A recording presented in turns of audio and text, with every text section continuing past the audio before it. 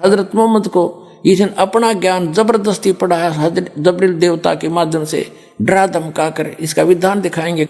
कुरान शरीफ का ज्ञान कैसे दिया गया। हजरत मोहम्मद जी को डरा धमका के, विवश करके, उसका बुरा हाल करके, तब उसको वो बाई फोर्स एक फरिश्ते ने कुरान शरीफ का ज्ञान दिया। तो ये ज्ञान जो ऐसे दिया गया है, तो उसको जब इतना भयभीत कर दिया गया, तो उसको कुछ भी बता दो तो फिर वैसे ही बोलेगा। आपको थोड़ी सी झलक दिखाते हैं, देखिएगा। पुस्तक है जीवनी हजरत मोहम्मद सल्लल्लाहु अलैहि वसल्लम। वह पुकार कर कह रहा था, मोहम्मद तुम अल्लाह के रसूल हो और मैं जिब्रील हूँ। आप सल्लल्लाहु की घबराहट और बढ़ी, डर से रोंगटे खड़े हो गए, भय से कदम रुक गए, कभी दाईं तरफ देखते कभी बाईं तरफ।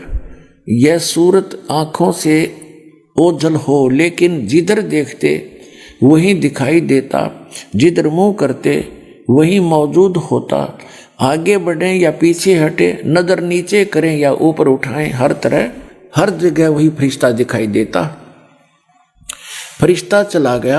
आप हजरत मोहम्मद अपनी पत्नी खदीजा के पास आए, भय से कांपते हुए और पसीने में डूबे हुए। आते ही फरमाया, मुझे कुछ उड़ा दो, कुछ उड़ा दो। अब कहने का भाव ये है पुण्यात्माओं कि कुरान शरीफ का ज्ञान इस प्रकार इस काल भगवान ने, कुरान शरीफ के ज्ञान दाता ने फरिश्ते के माध्यम से हजरत मोहम्मद तक पहुंचाया।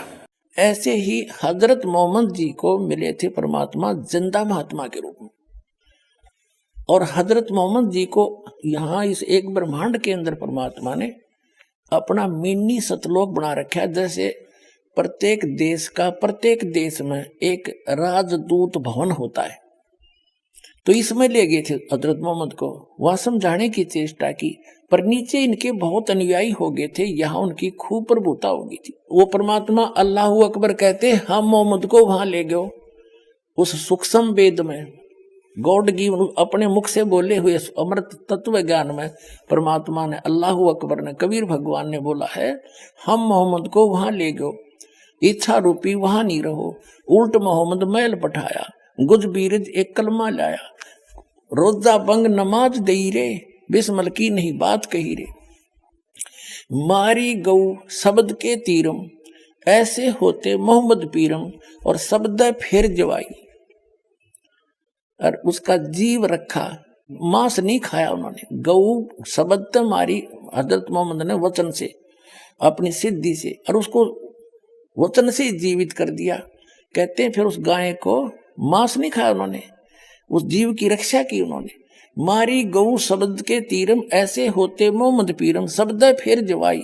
अंसार रखा, यानी जीव की रक्षा की, मारा नहीं, खत्म नहीं किया गाय को। और गोश्त नहीं बख्या, गोश्त मांस नहीं खाया। ऐसे पीर मोहम्मद भाई। तो ये कहते हैं कि जिंदा महात्मा के रूप में जो तुझे मिला था, उस पर भरोसा रखना। वो पूर्ण परमात्मा है, वो अल्लाहू अकबर है। आप जी को दिखाते हैं, हजरत मोहम्मद जी एक बहुत ही नेक आत्मा थे। एक संपन्न औरत थी खदीजा नाम की, जिसके पास बहुत माया थी, धन बहुत था, और उससे हजरत मोहम्मद जी का विवाह हुआ था। तो उनको कोई दुख नहीं था उस समय। और जब वो 40 वर्ष के हुए और उनके 7 संतान भी होली थी, 3 पुत्र और 4 पुत्रियां। तो हजरत मोहम्मद जी तो इस कुरान शरीफ के ज्ञानदाता की भक्ति कर रहे थे। इसको अल्लाहू अकबर जान के, ये अल्लाहू अकबर नहीं है। कुरान मजीद के अंदर सूरत फुरकानी चैप्टर नंबर 25 आयत नंबर 52 से 59 में कुरान शरीफ का ज्ञानदाता स्पष्ट करता है कि जिसने 6 दिन में सृष्टि रची वो अल्लाहू अकबर है, अल्लाह कबीर है। और वो 6 दिन में सृष्टि रची और 7वें दिन तख्त पर जा बैठा। उसकी खबर किसी बाखबर से, तत्वदर्शी संत से पूछ लो, मैं नहीं जानता। यदि जानता होता तो एक सूरत और लिखवा देता। तो इससे सिद्ध है कि कुरान शरीफ का ज्ञान दाता तो अल्लाहू अकबर की जानकारी भी नहीं रखता और उसी की भक्ति करने को कह रहा है। और गलती से हजरत मोहम्मद जी ने कुरान शरीफ के ज्ञानदाता को अल्लाहू अकबर जान के सुख में भक्ति करी और उसके ऊपर किसी कहर टूट गए। 3 पुत्र थे, आंखों के तारे, तीनों के तीनों उनकी आंखों आगे मर के, तो वो व्यक्ति सुखी नहीं हो सकता, चाहे कितनी बात बनाओ। कारण क्या रहा कि उन्होंने अल्लाहू अकबर की भक्ति प्राप्त नहीं हुई। अल्लाहू अकबर की यदि भक्ति करें तो सुख में, यदि भक्ति करें उनको तो सपने में भी दुख नहीं हो सकता।